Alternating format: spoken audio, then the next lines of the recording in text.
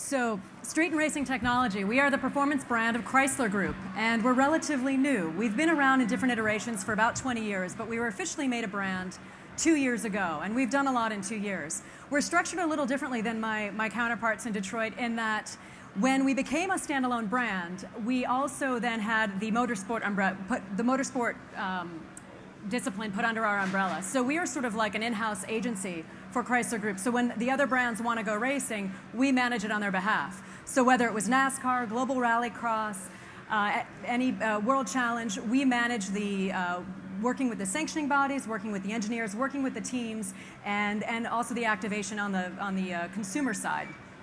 The direct, the easiest thing for me to deal with on a day-to-day basis is when we're racing SRT, because we all wear two hats. So I manage the SRT brand and motorsports. So when we're racing with the Viper, we're basically racing our own brand instead of just being sort of a service provider to the rest of the company. So we've had a lot of changes over the past 2 years, of which you've seen. We were in NASCAR. We did get out of that at the end of last year, and they're just from different business reasons that our brethren from the other brands make. And so from time to time, when they make choices to join things like Global Rallycross, we're there to serve their needs. So why we became a brand is, and very important that it's street and racing technology. The lawyers are very keen on the and, because street racing is highly illegal. So we emphasize that, and the reason we became a brand really is because it's about the people who drive the car. If people always question whether performance cars are relevant, and obviously something like this, like the show at SEMA, shows you how relevant it is and how many people actually are passionate about this, and hopefully will continue to be passionate. One thing that I think is important about performance vehicles and motorsport in general is you find over the past few years a lot of the OEMs have lamented that people are seeing vehicles as an appliance. It's an extension of their technology, their handheld technology. And they're really seeing their cars as something to sort of ferry them around. Certainly we talk about younger generations not maybe waiting longer to get their license because they'd rather be driven around by their parents so they could text message. And that's very worrying for a lot of OEMs, of course, because realistically, for years, a car signaled freedom to us, and it was emotion, and it was sort of everything that we live for, when you're 16 and you got your license.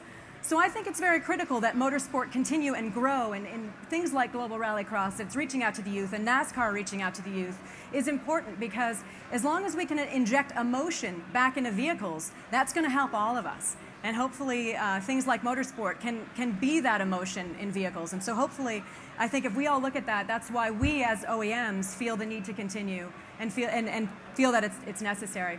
We always talk about technology transfer. And although that's important, I think for us and our recent choice of getting into sports car racing with regard specifically for SRT, it's beyond just the technology transfer, but it's really that mind share transfer. It is that from track to showroom, as Jim said, and really making that connection to our customers, and what they see on the track is a little bit in what the car that they can drive. And I think that that's critical for us. So we are the performance vehicles of Chrysler Group. Right now it's 5 vehicles in our stable: the Grand Cherokee SRT, the Charger SRT, Challenger 300, and of course the SRT Viper. Everything that we build is low volume, so it's high content, because we also know that although our people are performance enthusiasts, they're very much technology enthusiasts, and they're audiophiles, and they don't want to give up the creature comfort. So even though they want a fast car as their daily driver, they do want Bluetooth and they do want navigation. So all of our cars are feature packed, but we don't build many of them.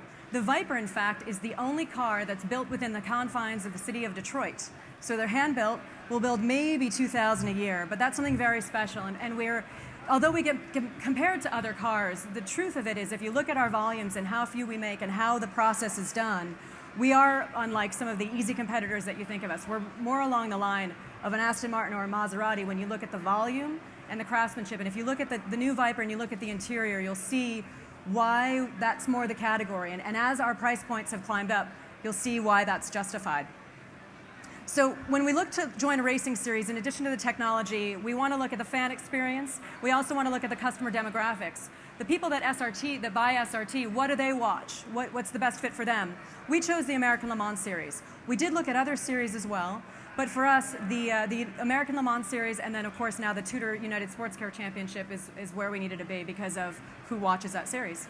So one thing before I play this is just to let you know, because it is street and racing technology, everything we do integrates racing with the production cars, and we make no bones about it. We have this factory race team with Viper, but you'll see that we've integrated it into our print ads and into our digital ads. So this is an ad that we ran this year through the racing series. If we could roll the clip.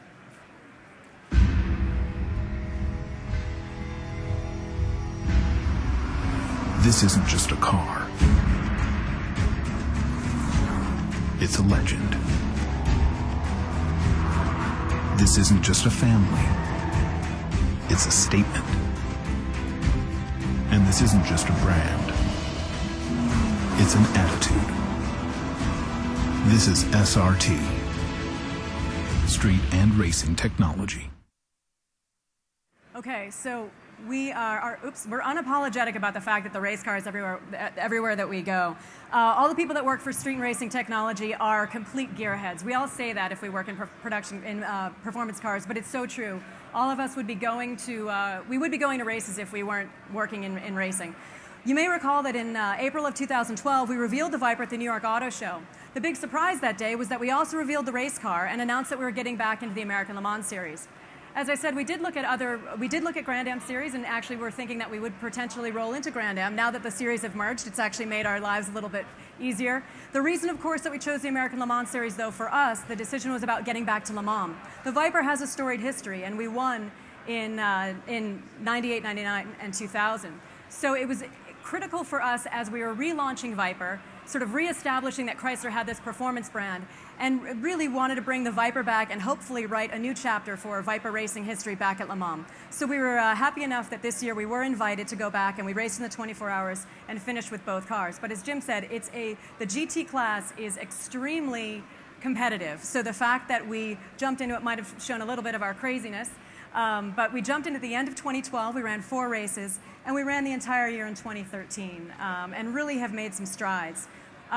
So in the American Le Mans Series, and again, I guess technically we should start calling it by its new name, Tudor United Sports Car Championship, we have 2 cars, factory-backed, so the 91 and the 93, with full-time drivers. I think I'll go right into my team. There's my team.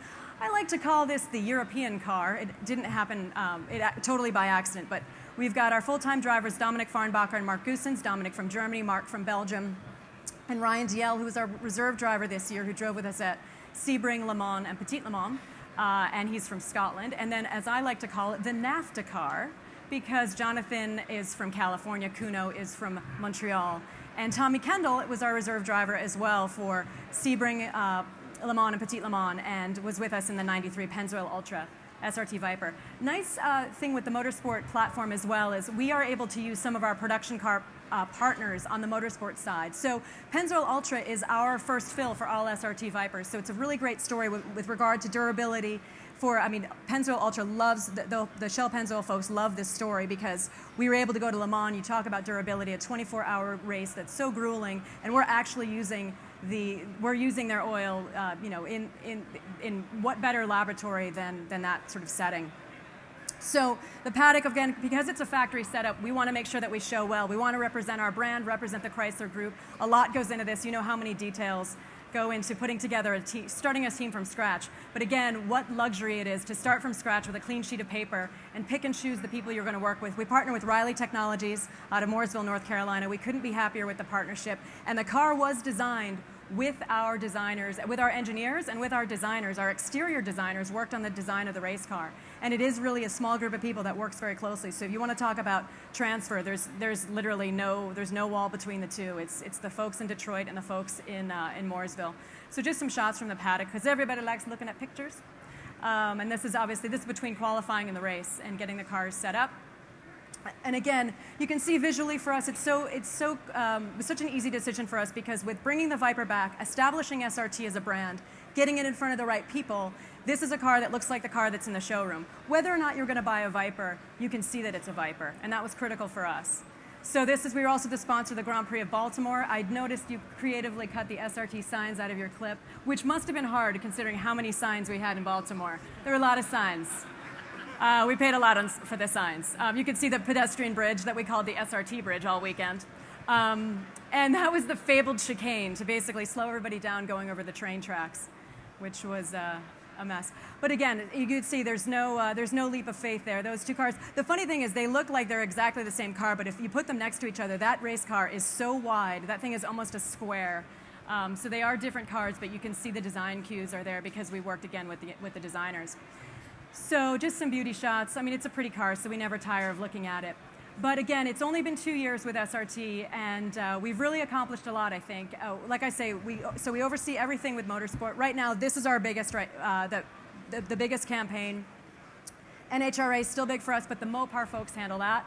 Rallycross with Dodge, et cetera. But for SRT specifically, this is where we're spending our time.